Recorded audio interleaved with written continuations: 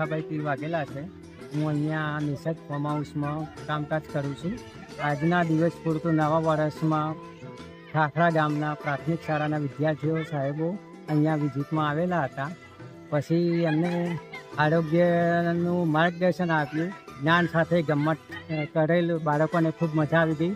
પછી આયુર્વેદિક છોડવાનું નોલેજ એમને આપ્યું કે આયુર્વેદિક છોડવા શું કામમાં જીવનમાં આવે છે, તેની કઈ દવાઓ કેવી રીતે કામમાં આવે, આરોગ્ય માટે શું ઉપયોગી થાય છે આયુર્વેદિક છોડવા, એ બધું જણાવ્યું. પછી એમને આયુર્વેદિક છોડવાની ઓળખાણો આપી.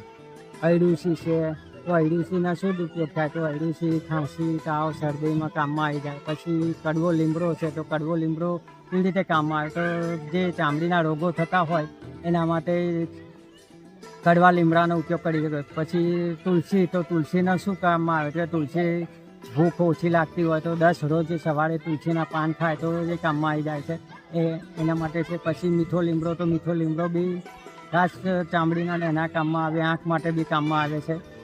અને મોટે ભાગે તો આ સળગવાના પાન છે, તો સળગવાના પાનમાં મોટે ભાગે લોકો શાકભાજી કરીને ભાજી કરીને ખાતા હોય છે. સળગવું એટલે કે હાડકાના દુખાવો ને એવું બધું થતું હોય તો કેલ્શિયમ તરીકેનો એનો ઉપયોગ કરે છે. કોઈ નગોળ, તો નગોળ શું, એ એના પાણીને ઉકાળે છે બરોબર નગોળને, અને તેના પાણીનો સદુપયોગ કરી નાહવામાં લે છે, એટલે તેનો દુખાવો શરીરનો થતો હોય એ મટી જાય છે.